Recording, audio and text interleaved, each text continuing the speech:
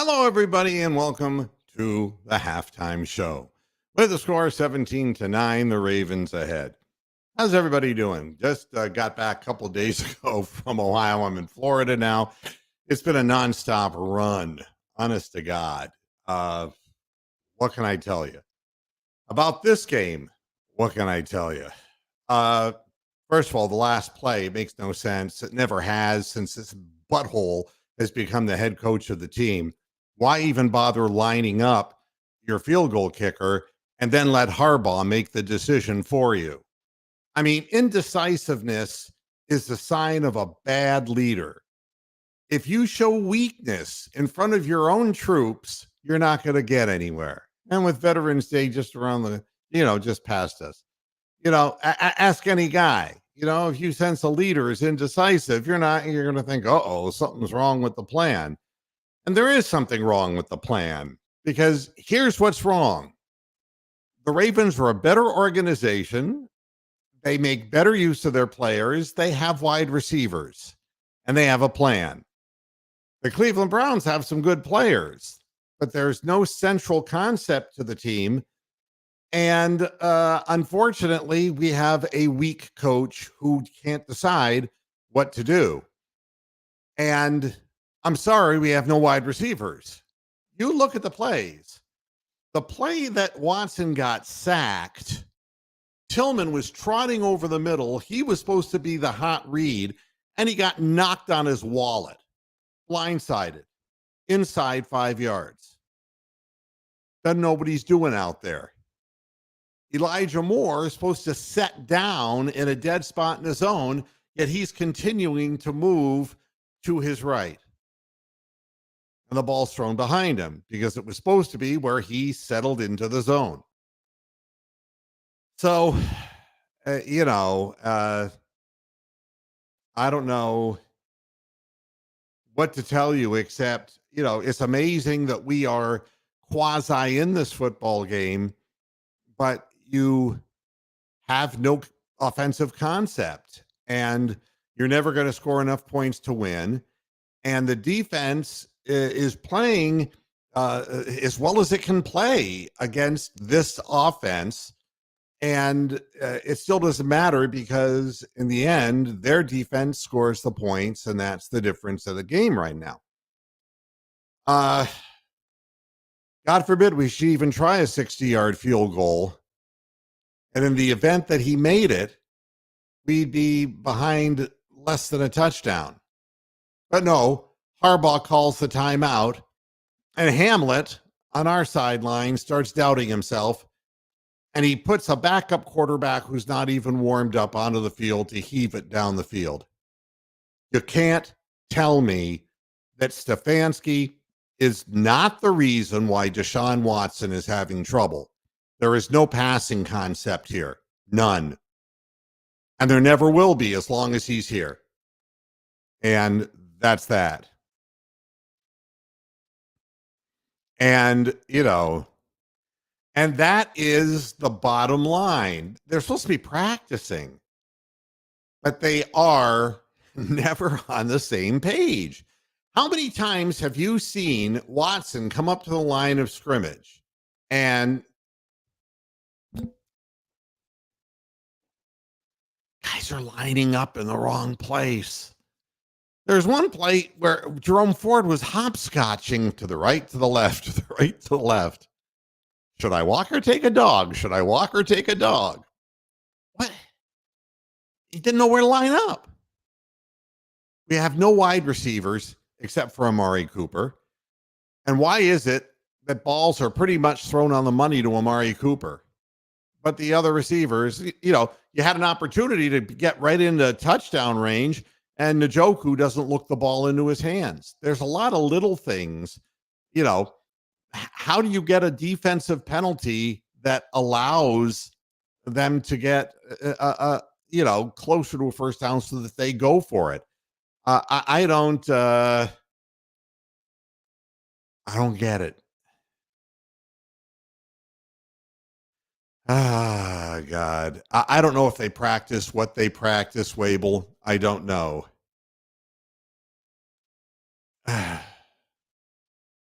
And Watson's getting beaten up. God only knows. I mean, his ankle, his shoulder. I mean, he ain't going to make it much further anyway. And we have nobody else to put in, which makes sense when you have no backup quarterback and no wide receivers. So the real question in this is, how is the game this reasonably close? It looks to me, here's a couple things I can share with you. Do you notice how the statistics they showed in the game, second quarter, how the Browns dominate second quarters? What that means is that the scripted plays by Stefanski don't work. You see the difference in the amount of yardage that the Browns have given up versus how much they've gained, and the point differential in the second quarter? That's because the scripted plays don't work. You look down the field, nobody's open. He has to scramble too much. He's getting hurt. It wouldn't matter who the quarterback is. It's just a bad offense. It's a bad scheme. And we're playing with, Hudson the third, the holder. I thought Bojorquez was the holder. Wrong.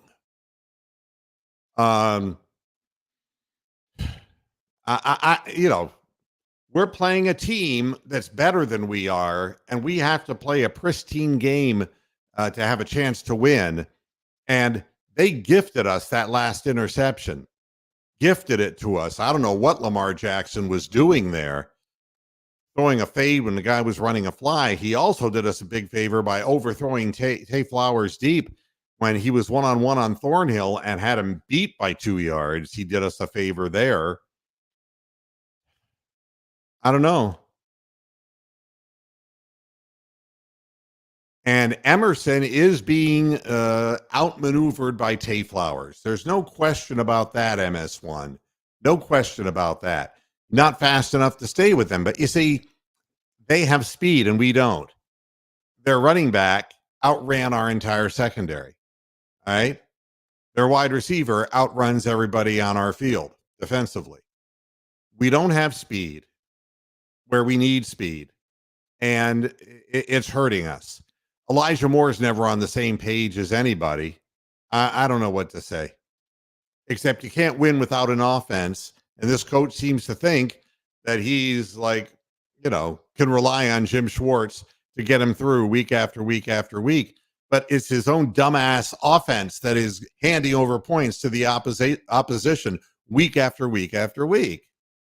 And,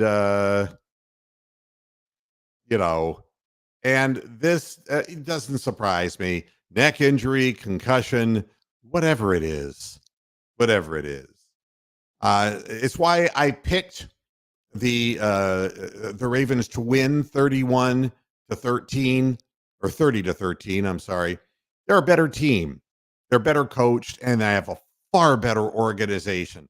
They get a guy like Mitchell from nowhere, and look at what he's able to give them. Yet we waste draft picks on people we don't use, like Cedric Tillman. Cedric Tillman runs a pattern. He doesn't even look back for the ball. It makes no sense to me. Are our players really all that stupid, or is this scheme just, I don't know. Do we have like the lowest aptitude players in the league? I've never seen so many cases where people don't even look back at the ball or run patterns out of bounds. I mean, all kinds of shit. And of course, we haven't seen Austin Watkins. Why would we? He might help us. And that's not what Stefanski wants. So, and I think we all understand the scheme is bad. And I don't understand so much of the calls, and I'm shrugging my shoulders saying, why would you do that? The difference is I'm not getting upset about it anymore because the Cavaliers won last night in Golden State, so I'm feeling, relatively fine. And Topaz came back today on the doggy transport. And hey, Topaz, come here, boy. Topaz, see if we can get him in here. Yeah, he was 4 days on a doggy transport all over the country until they dropped him off early this morning at about 5:15 in the morning. So there he is, Topaz the Wolf. Ah, there he is at my side, my Sheltie dog. Yeah. Christopher, I would say to you, no, we really don't have a chance. We had a chance to score touchdowns on multiple occasions and we didn't do it. And it's just a matter of time until Harbaugh puts together this first offensive scheme that he's running the beginning of the second half, and they're going to push the ball right down into the end zone. I guarantee you that. You're going to be down, whatever it is, 24 to 9, just like that, and you'll never score 24 points. So I understand why you want to be optimistic, and I don't like to be pessimistic. I just don't think that this offense has the wheels to get it done. And PJ Walker is warming up on the sidelines. So Christopher Milton, we have no chance of winning the football game. And that's right, Paranjot, as long as Stefanski is the coach. And somebody said he's the Franklin of professional football. Watching Penn State flub up against nationally ranked teams is like top 10 teams. It is horrific to see them choke. And that's what this guy is. This guy's a clown. He's a pretender. And when it comes to playing really good teams, he's exposed as being indecisive, stupid, childish, ignorant, whatever you want to call him. And then he'll pardon himself and blame the players. Again, Mark, you're going to get your wish because PJ Walker's warming up. It looks to me as if Watson won't be playing, so you'll be a happy camper. You can go ahead and become a Steeler fan because I know that's what you are. Thanks a lot, everybody, for tuning into the halftime show. My 12 minutes is up. I'll be back again after the game, and we'll see what horrific things befall us with PJ Walker at quarterback. Until then, see you after the game.